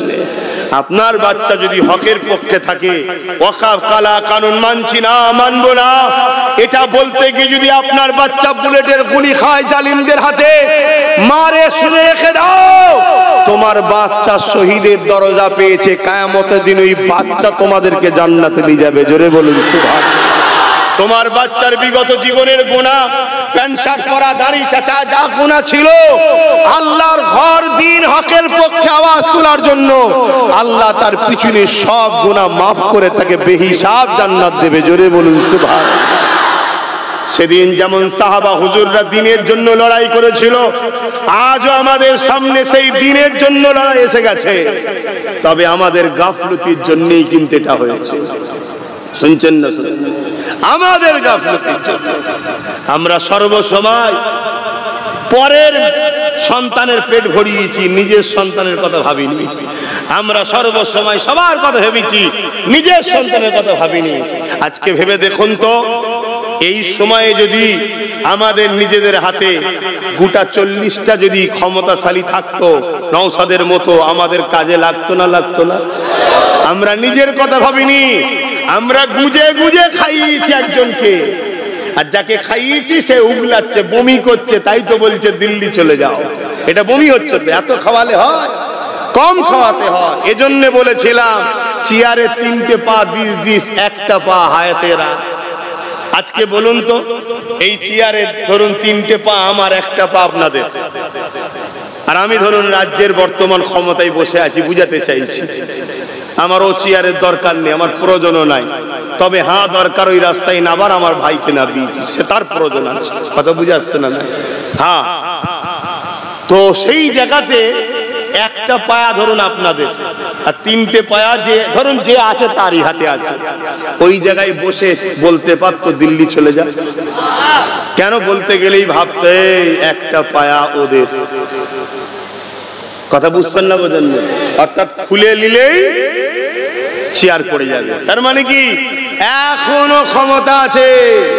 সময় থাকতে থাকতে ভাবতে হয় রে বুকা, সময় থাকতে থাকতে না ভাবলে উপায় থাকবে না। এখনো ক্ষমতা আছে, আমরা চাইলে 110-15টা বার করতে পারি। এই ক্ষমতা আমাদের হাতে আল্লাহ দিয়ে রেখেছে এখন। কিন্তু একদিন যদি না ভাবি, আজও একদিন এই ক্ষমতা কিন্তু আল্লাহ কেড়ে নেবে, কেড়ে নেবে। যে তোর হাতে দিয়েছিলাম, তুই যখন গুরুত্ব দিসনি তোর কাছে রাখবো না, কেড়ে নেবে। সেদিন কিন্তু দিশেহারা হয়ে যাবে। তাহলে আমাদের ক্ষমতায় যদি আমরা 110-15টা বার করে চুপচাপ বসে থাকি, বাকি তোরা যারা আছিস ফাটাফাটি মারামারি যা পারিস করে যে যা পাবি পা, এবারে আমাদের কাছে আয়। শুনছেন না? শোনেন না? আমাদের কাছে আয়, কার কটা লাগবে বল, কে হতে চাস বল। না আমার বড় শখ একটু হব, তো হোগে যা, কিন্তু হওয়ার পরে মনে রাখবি আমাদের ভাগ যেন টাইমে টাইমে চলে আসে। শুনছেন না? শোনেন? সে চাকরিতে, পড়াতে, সর্ব জায়গায় আমাদের যে ভাগ, সেই ভাগ যেন চলে আসে, না হয় নামিয়ে দেবো। শুনছেন তো নাকি? এইটা হলো পার্টনারশিপ। এটাকে কি বলা হয়? ভাগিদারি। আমি এটাই বলেছিলাম, আমার বিরুদ্ধে কত মুসলমান গালিগালাজ করেছিল, কত কে কত কি বলেছিল আমি জানি তো। আমি তো 10 বছর আগে থেকে ওয়াকফ আন্দোলন করছি, আর আমার সাথে জুড়েছে সংগঠনের ছেলেরা, তারাও আন্দোলন করছে। প্রায় 7-8 বছর ধরে আহলে সুন্নাত ওয়াল জামাতের ছেলেরাও আন্দোলন করছে। এখন তো অনেক বন্ধুদের ঘুম ভেঙেছে, যাক, ঘুম ভাঙার পরেও যদি এখনো সজাগ হই, এখনো উপায় আছে না? নাই, এখনো উপায়। কিন্তু এখনো যদি ভেতরে ভেতরে দালালি করে, তাহলে বাপ দালাল চিনতে হবে না? হবে না? আমার কথা খারাপ নেবেন না, একটা কথা বলবো, খারাপ নেবেন না তো। এই জাতটা সব থেকে বড় ক্ষতি করেছে মুনাফেক উলামা আর মুনাফেক নেতারা, যারা মুসলিম সুরাতে কিন্তু গাদ্দার। এমন উলামা আছেন না? মুসলিম দেখতে কিন্তু গাদ্দার নেতা লিডার, যাদেরকে আমাদের বিপদে একটাও কথা পাওয়া যায়নি, মরে গেছে না বেঁচে আছে খবরও পাওয়া যায় না। শুনছেন না? শোনেন? এই জাতটা সবচেয়ে বেশি ক্ষতি করেছে। আর এটাই তো প্ল্যান মাফিক করানো হয়েছে, এটাই তো প্ল্যান মাফিক করানো হয়েছে। কত অমুসলিম মুসলমান হচ্ছে না? হয়নি? তাহলে একটা দুটো মুসলমানও অমুসলিম হচ্ছে না? হয়নি? সেইগুলো যাচ্ছে কোথায়? সেইগুলোকে মুসলমানেই রাখা আছে। আমাদের যে ভাগটা আছে সেই জায়গা থেকে তাদেরকে সমস্ত সহযোগিতা করে ক্ষমতায় আনা হচ্ছে। নামকে সূরাতে মুসলমান, কিন্তু হাকিকাতে তাদের। আর আমরা যখনই কিছু করতে যাই তখন সেই মুনাফিক মুসলমানগুলো আমাদের নামে মিথ্যা কেস দেয়। আর আজ আমার মসজিদ, আমার মাদ্রাসা, আমার কবরস্থান, আমার ঈদগাহ বিপদের সম্মুখীন হয়েছে। কেন্দ্র সরকার বুলডোজার দিয়ে ভেঙে সব দখল করে কর্পোরেট পুঁজিপতিদের হাতে তুলে দিতে চাইছে। এখন সেই মুসলিম নেতাদের মুখে আর কোনো কথা আছে? আন্দোলনে দেখা যায়। আর যদিও বা আমার উলামা ভাইগুলো আন্দোলনে নেমেছিল, আমাদের রাজ্য সরকার যেই বলেছে দুশ্মন হয়ে যাব, সব যেন কেমন ঝিমিয়ে বলেছে। শুনছেন না শোনেন? তা আমি দাওয়াত দিচ্ছি সেই সকল উলামা ভাইদের, ঘাবড়াবেন না, গিয়ে শোন। কোনো ভয় খাওয়ার কিছু নেই। আমরা কারো খরিদ্দারি গোলাম নয়, আমরা মুহাম্মদ রসুলের দিনের খাদেম।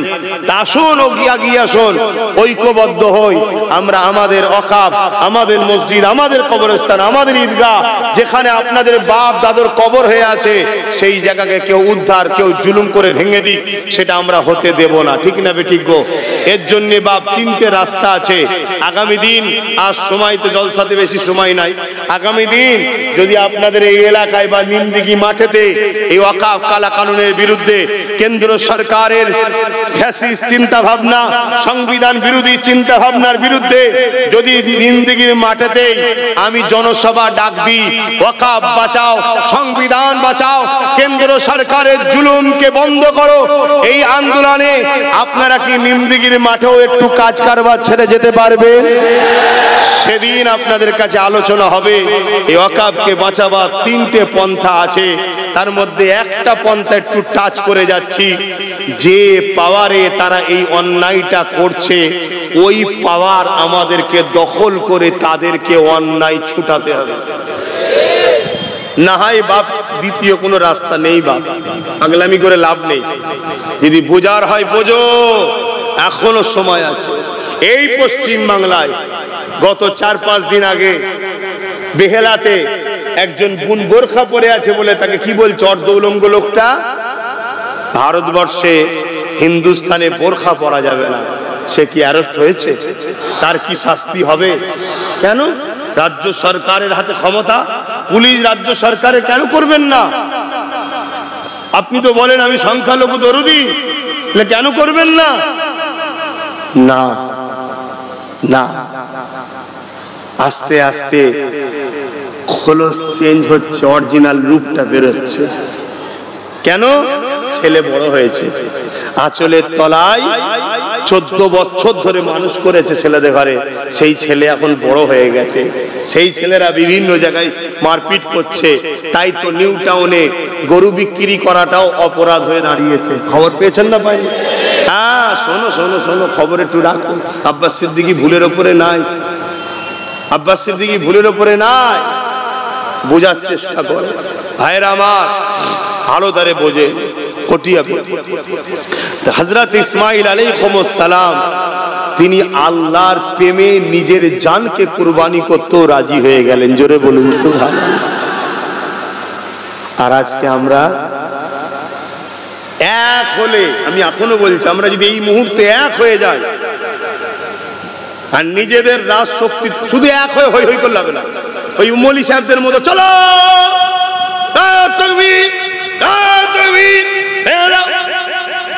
আবার কিছুক্ষণ পরে যে দেখা যাচ্ছে সেই নেতার সঙ্গে মিটিং এ বসে আছে, এরকম করলে হবে না। ও এক হয়ে লাভ নেই, এক হতে হবে।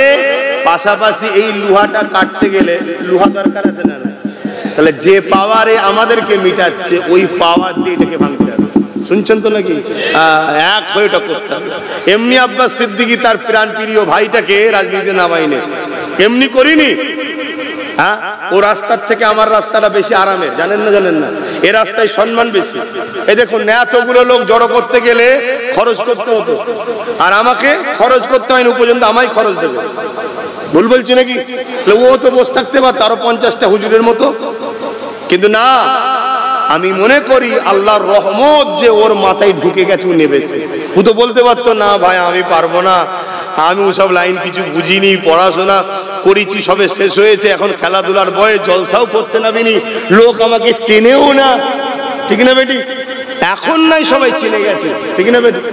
কিন্তু আল্লাহর পক্ষ থেকে সাহায্য আমাদের উপরে যে ওর রাজি হয়ে গেছে। শুনছেন 42 দিনটা জেল খাটলো। কত মামলা, মিথ্যা মিথ্যা ভাবে মামলা। একটু ভাবতে হবে ভাই, ভাবতে হবে।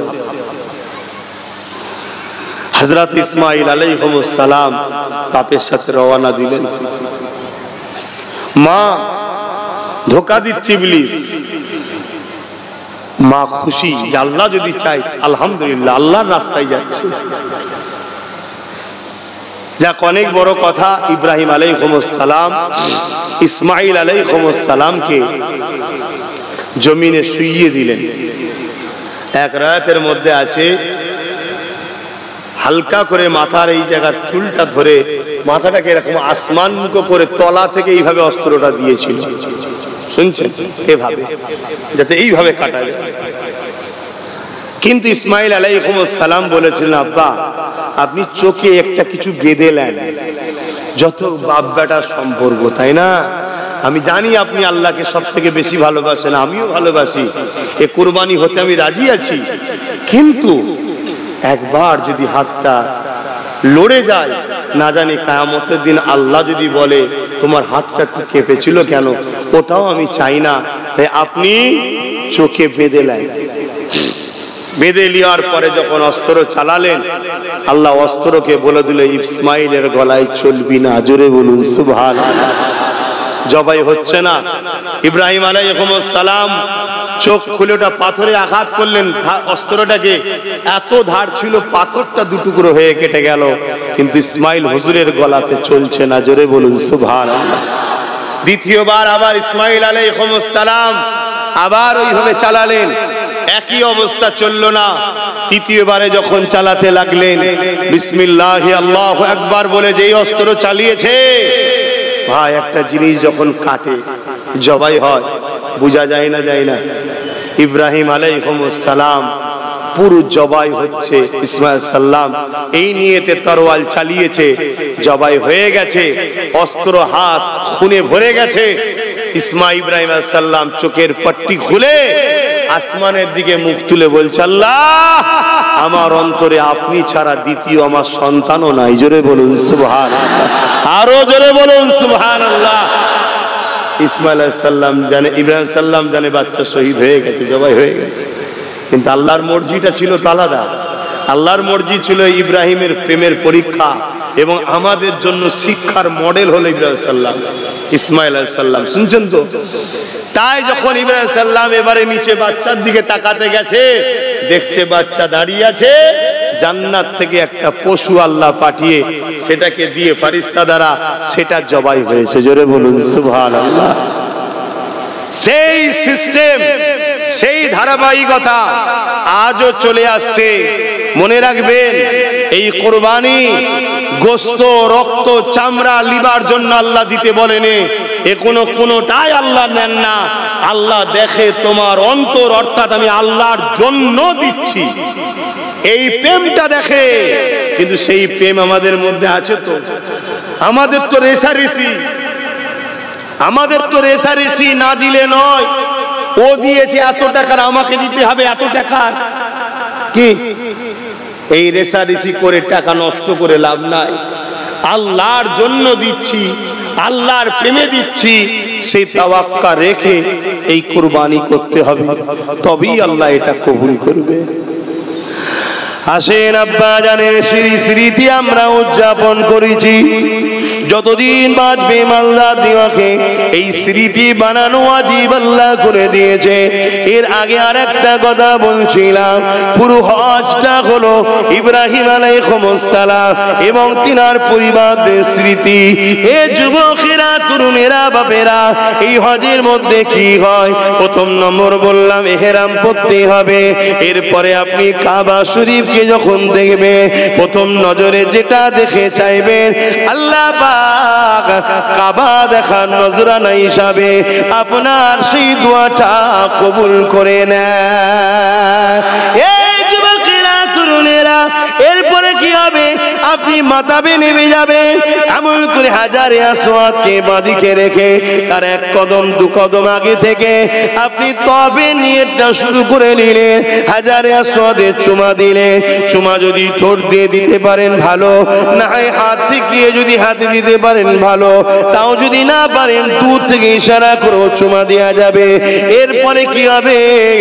এ যুবকেরা, আপনি তওয়াফ শুরু করে দিলেন। 7 চক্কর অর্থাৎ এই সব শুরু করে আবার হাজারে আসওয়াদ পর্যন্ত আসবেন। 1 চক্কর হয়ে গেল। এইভাবে 7 চক্কর হয়ে যাবার পর আল্লাহ পাক এবারে কি কাজ আছে?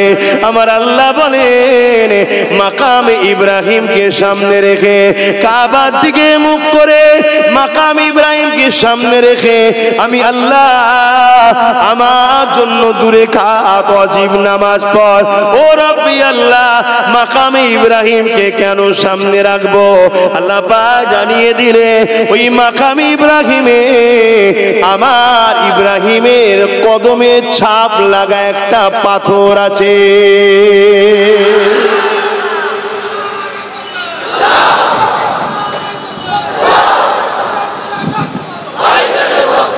অনেকে ফতোয়া দেয় বাপ মাকে কদম মুসি করলে নাকি সেরেক হবে, উস্তাদ পীর মাশায়েখকে কদম মুসি করলে নাকি সেরেক হবে।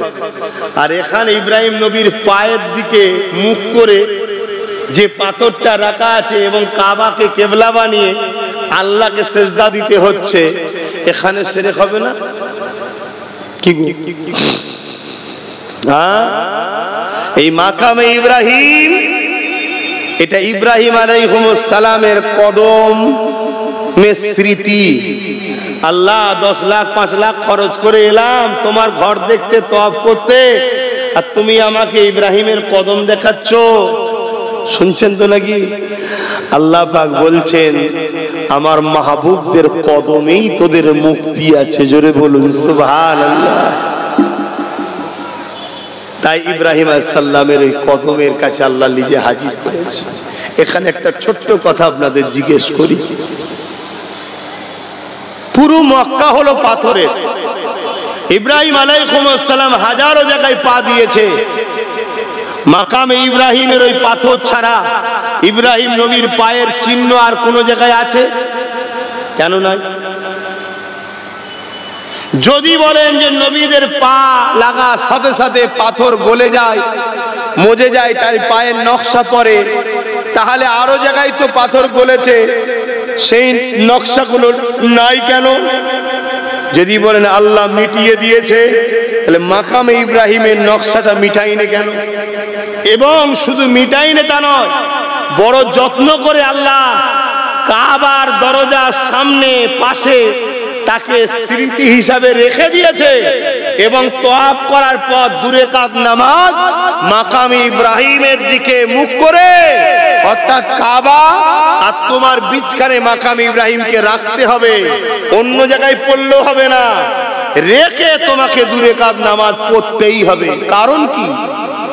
একটা ইতিহাস আছে না নাই? আছে না নাই? এই ইতিহাসটা আল্লাহ জানাবে বলেই এই স্মৃতিটা বানিয়ে রেখেছে। জানেন আপনারা? কি গো, হ্যাঁ কি না বলেন? আমি বলবো না, থাকবে। আল্লাহ পাক ইব্রাহিম আলাইহিস সালামকে বললেন, আমার ঘর বানাও। হযরত ইব্রাহিম আলাইহিস সালাম যখন ঘর বানাতে লেগেছে, ওই যে মাকামে ইব্রাহিমে যে পাথরটা আছে, ওই পাথরটা অটোমেটিক উঠতো, অটোমেটিক নামতো।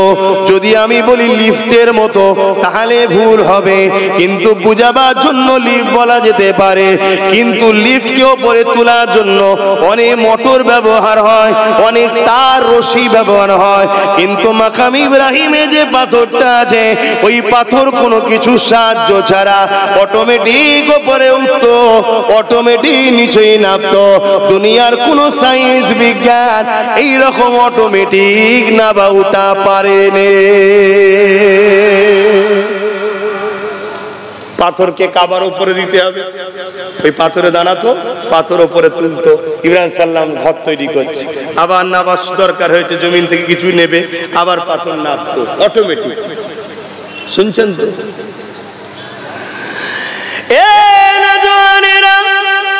কাবা ঘর বানানো হয়ে যায়, আল্লাহ পাকের কাছে ইব্রাহিম আলাইহিস সালাম দোয়া চাইতে লাগলেন, ও রব্বি আল্লাহ পাক, আপনার ঘর বানানো হয়ে গেছে আল্লাহ, আল্লাহ আপনি আমাকে মজুরি দেন আল্লাহ, আপনি আমাকে বিনিময় দেন আল্লাহ। আল্লাহ পাক বললেন, ইব্রাহিম রে যাও, তোমাকে মজুরি হিসাবে এই ঘর তুমি বানালে, আজ থেকে এই ঘরকে আমি আল্লাহ আমার ঘর বলে দিলাম। ইব্রাহিম আলাইহিস সালাম আরো মজুরি চাইছে, অনেক বড় কথা। আল্লাহ পাক বলতে লাগলেন, ইব্রাহিম কি চাও বলো। ইব্রাহিম আলাইহিস সালাম ওই পাথরের উপরে দাঁড়িয়ে দাঁড়িয়ে দাঁড়িয়ে আল্লাহ পাকের কাছে ওয়াজ করতে, আলোচনা করতে লেগেছে, দোয়া চাইতে লেগেছে, বয়ান করতে লেগেছে, বলতে লেগেছে। কি কথা বলতে লেগেছে? আল্লাহ পাক ওই যে একজনকে আপনি পাঠাবেন, জিনার জন্য কুল কায়নাত তৈরি করেছেন, জিনার জন্য সব কিছু বানিয়েছেন, যিনি আপনার কাছে সব থেকে বেশি পেয়ারা, তিনি কে? জোরে জোরে বলো, জোরে জোরে বলো কে? তিনাকে আমি ইব্রাহিম আমার বংশে নসলে পাঠাবেন, আমি ইব্রাহিম যেন তিনার দাদা হতে পারি। এই যুবকেরা, তরুণেরা, আল্লাহ পাক বলতে লাগলেন, এ পাথর, আমার হাবিবের আলোচনা হচ্ছে, আমার হাবিবের মিলাদ হচ্ছে, আমার হাবিবের আগমনের আলোচনা হচ্ছে। এ পাথর, এই লম্হাটাকে তুই তোর সিনার মধ্যে স্মৃতি বানিয়ে নে, এই টাইমটাকে তুই তোর বুকের মধ্যে স্মৃতি বানিয়ে নে, এই সময়টাকে তুই তোর পাথরের মধ্যে রক্ষিত করে নে। আমি আল্লাহ তোকেও তাহলে রক্ষিত করে রাখবো।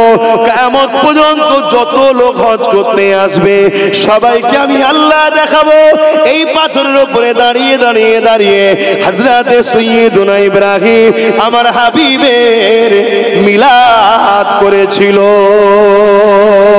আরো জোরে বলুন সুবহান আল্লাহু আকবার। তাহলে আমার নবীর মিলাদ 4500 বছর আগে আল্লাহ নবী সাইয়্যিদনা ইব্রাহিম সাল্লাম করেছেন, তার স্মৃতি আল্লাহ রেখে দিয়েছে। তাহলে আমরা সেই নবীর মিলাদ করব না করব না? আমার কিছু মুসলিম ভাইয়েরা আপত্তি করে, এখন ঝগড়া করব না, আমি এতটুকু বলবো, আল্লাহ সেই ভাইদের ঘরেও আমাদের করে দেন, মিলাদুন নবী করার তৌফিক দেন, বলুন আমিন। আমার সেই ভাইদের ঘরেও বুঝার তৌফিক দেন। আরে মিলাদ তো একজনের হয় না, তিনি হলেন আল্লাহর। কেন আল্লাহর মিলাদ হয় না? আল্লাহ কি জন্ম নিয়েছে নাকি? তাহলে মিলাদ হবে কেন? কথা বুঝে আসছে? মিলাদ করেই তো প্রমাণ করে দিই নবী আল্লাহ নয়, তাই তো মিলাদ হয়। জোরে বলুন সুবহানাল্লাহ। মিলাদ শব্দের বাংলা মানে হলো জন্ম সার্টিফিকেট। যেমন আমাদের থাকে না জন্ম সার্টিফিকেট, আরবিতে বলা হয় মাউলুদ। কথা মাথায় ঢুকছে? বার্থ সার্টিফিকেট ইংলিশে বলে তো নাকি, আরবে গিয়ে সব সার্টিফিকেট লেখা আছে মিলাদ অর্থাৎ মাউলুদ। এটা মাউলুদের সার্টিফিকেট, তার মানে তার জন্ম বৃত্তান্ত, কোথায় হয়েছে, কত তারিখে হয়েছে, কি হয়েছে, এসব লেখা থাকে। এটাকে আরবিতে বলা হয় মাউলুদ, থেকে মিলাদ। তাহলে আমার নবী ইব্রাহিম সাল্লাম যখন নবী আসেনে, তিনার আগমনের আলোচনা করছে, আমার নসলে পাঠাবেন, আমার খানদানে পাঠাবেন, আমাকে তিনার দাদা বানাবেন, ইত্যাদি ইত্যাদি আলোচনা করছেন। আরো অনেক বড় কথা, নামাজ পড়তে হবে, তারপরে আর একজন ভাইজান আছে, তিনি আসবেন, আলোচনা করবেন। আমি আর সংক্ষেপ করছি, আসুন একটু সালাত ও সালাম পড়ে নি ইয়া নবী। ও আল্লাহ,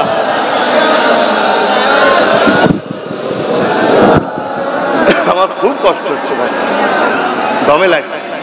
হ্যাঁ, ঠান্ডা গরমই হচ্ছে, ওতে হবে না রে বাবা, কচ করছি, ঘেমে যাচ্ছি তো। আরে হাওয়াটা গায়ে, ঘামটা বসাচ্ছে। কোলার যেমন আরাম তেমন ক্ষতি তো, তোকে পানি একটা বাহির হয়। এদিকে আমি আলোচনা করছি, শরীর থেকে ঘাম পাসিনা বাহির হচ্ছে, কষ্ট হলেই তো বাহির হবে। আর ও সেটাকে কি করছে, শরীরেই আবার বসাচ্ছে। কিন্তু কিছু করার নেই, জানের আরাম দরকার, ঠিক না? না হয় তা আরো কথা বলতে পারবো না। তো এই শরৎ গরম হয়ে যাচ্ছে, ঠান্ডা গরমে। তো যাক, আল্লাহ জিহালে রেখেছে, খুশি আলহামদুলিল্লাহ বলেন। হ্যাঁ, জিহালে রেখেছে। আমাদের থেকে অনেক কষ্টে প্যালেস্তাইনের মুসলমানরা আছে, তাই তো নাকি গো? তবে আমরা যদি গাফিল হই, ওই কষ্ট কিন্তু আমাদের জন্য ইন্তজার করছে। যদি আমরা ভাবতে না শুরু করি। মনে রাখবেন, আজ থেকে 5-6 বছর আগেরও যদি ক্যাসেট আপনারা খোলেন, বা তারও আগে 8 বছর 9 বছর আগেরও যদি আমার ক্যাসেট খোলেন, এই কথাটা পাবেন। কি কথা? পুরো পৃথিবী জুড়ে একটাই রাজনীতি চলছে, পাওয়ার দিয়ে ইসলামকে মিটাও। কি বললাম বুঝতে পারলেন? হ্যাঁ, হয়তো আমার এই কথা সেদিনও অনেকে অপছন্দ করে আমাকে হয়তো বলতেও পারে, ভুলভাল বকছে পাগলের মতো। আজকেও কিছু ভাই বলতে পারে, কিন্তু আমি বলে যাব। কেন? তুমি কতটা নেবে না নেবে সেটা আমি জানি না, কিন্তু আমি বলে যাব এ কারণে যে আল্লাহ, আমি ডিউটি পালন করেছি, আমি বলেছি, আমি সমাজকে জাগিয়েছি, আমি এদেরকে বুঝিয়েছি যে ঠিক আছে, যদি মনে হয় কাউকে রুকার জন্য একেই দরকার, তাহলে এর সাথে পার্টনারে থাকো, সব দিয়ে দিও না। সব দিয়ে দিলে বলবে দিল্লি যাও।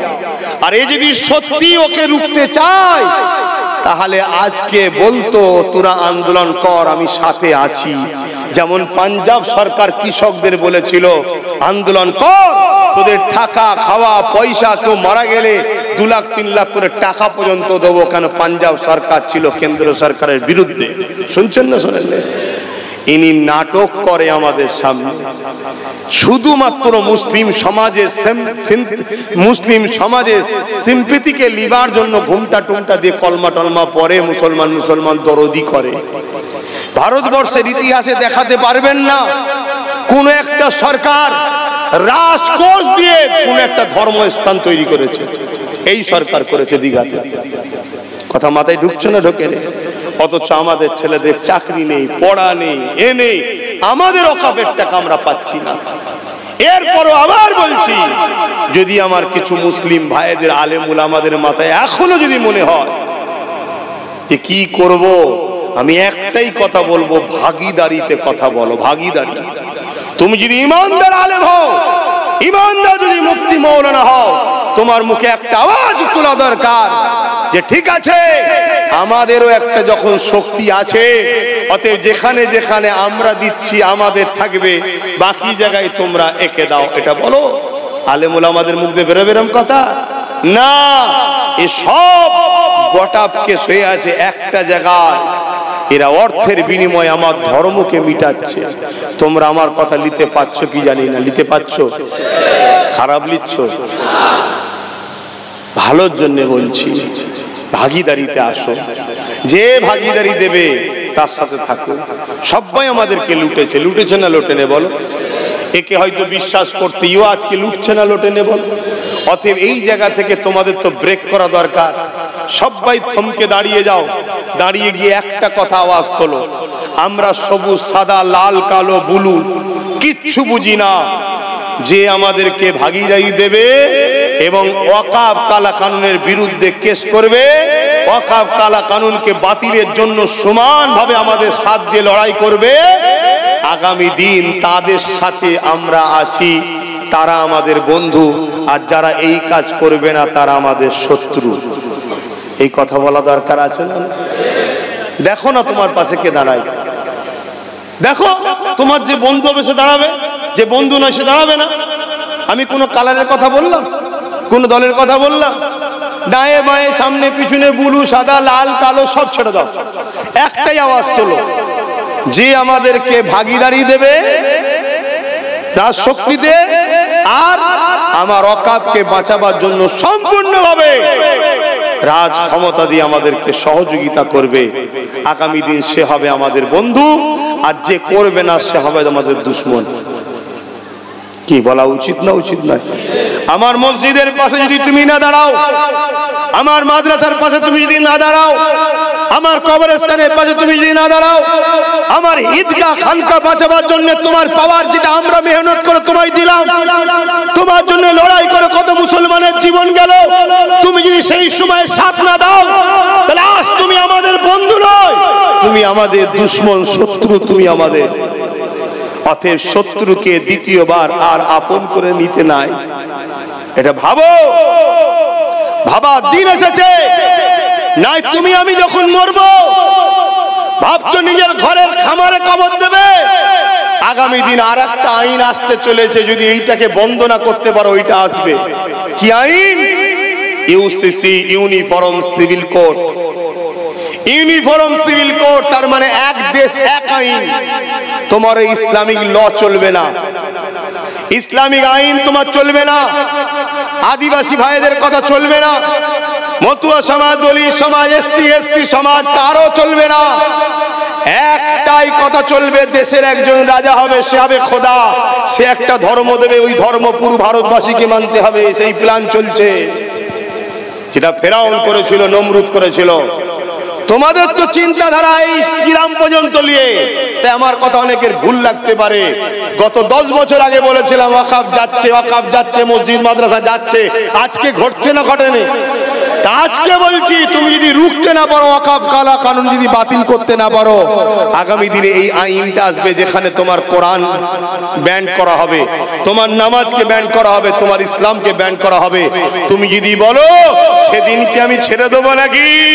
আরে আজকে তুমি আছো 100 জন, আজকে ছাড়তে পারোনি, সেদিন তুমি করবে কি? যেগুলো তোমাদের মুসলিম সেজে এখনো আছে, সেদিন দেখবে সব ঝুপঝাপ করে লাভ মারছে। কি? আমি ইসলাম ছেড়ে দিলাম, আমি ইসলাম ছেড়ে দিলাম, আমি ইসলাম ছেড়ে দিলাম। অলরেডি অনেক আগে ইসলামেরা ছাড়া আছে, এদেরকে সাজিয়ে রাখা হয়েছে আমাদেরকে কন্ট্রোল করার জন্য। দিনটা যে এসে যাবে, এরা ঝুপঝাপ করে লাভ মেরে বেরিয়ে চলে যাবে, সেদিন তোমার আমার কি হবে? হ্যাঁ, আজ তো তবু একটা নওশাদ বলছে, তোমাদের হয়ে আওয়াজ তুলছে। আজও কিছু হলে থানা, পুলিশ, কেস কামারি, কোর্টে কেউ তো একজন মুভ করছে। মনে রাখবে, সেটাকেও আগামী দিন বন্ধ করার বিরাট পরিকল্পনা চলছে। এর জন্য দেখবে অনেক হুজুরকে মাঠে নামানো হবে, অনেক মুফতি মৌলানাকে মাঠে নামানো হবে। বিরোধী 77টা নিয়ে কোনো টেনশন নেই, একটা তোমাদের হয়ে যে বলছে ওকে মিটাতে কি করে হবে, এটা টেনশন চলছে। কথা মাথায় ঢুকছে? তাই বাপ ভাইদেরকে একটাই কথা বলো, আমরা বন্ধু আর শত্রু চিনতে হবে। চিনার দিন এসেছে। যদি তুমি আমার বন্ধু হও, তাহলে আমাকে ভাগীদারিতে লাও। তুমি যদি আমার বন্ধু হও, আমার ভাগীদারিতে লাও। তুমি যদি আমার বন্ধু হও, আমাকে ভাগীদারিতে লাও। আমাকে তোমার কর্মচারী বানিয়েছো কেন? আমাকে 10% হলেও শেয়ার দাও। কি ভুল বলছি নাকি? তুমি যদি আমার বন্ধু হও, কি বন্ধু এরমই করছো নাকি? বন্ধুর এরমই হওয়া দরকার তো। তুমি যদি দরদি হও, এটাই তো করা দরকার।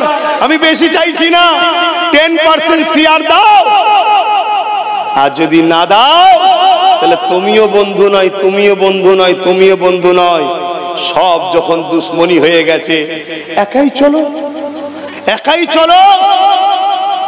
তাতে কে বাঁচবে, কে মরবে, কার কি হবে, ও দেখার দরকার নাই। ঠিক না বেঠিক গো? হ্যাঁ, এটা ভাবো। কিন্তু সেই ঘুরিয়ে ফিরিয়ে দিনের শেষে এসে একটাই কথা বলবে। কি কি বলবে? উত্তরপ্রদেশে কি হচ্ছে দেখেছিস? কি বলবে? উত্তরপ্রদেশে কি হচ্ছে দেখেছিস? আমাকে একটা প্রমাণ দাও, উত্তরপ্রদেশে যা হয়েছে আমার বাংলায় হয়নি, একটা এমন তথ্য বলো। আমি কাল থেকে টোটাল ওয়াচ করাই বন্ধ করে দেবো। আমি চ্যালেঞ্জ দিচ্ছি, কে আমার সাথে ডিবেটে আসবে বলো। একটা তথ্য প্রমাণ দাও, উত্তরপ্রদেশে যা হয় আমার রাজ্যে হয়নি, তুমি আমাকে একটা প্রমাণ দাও।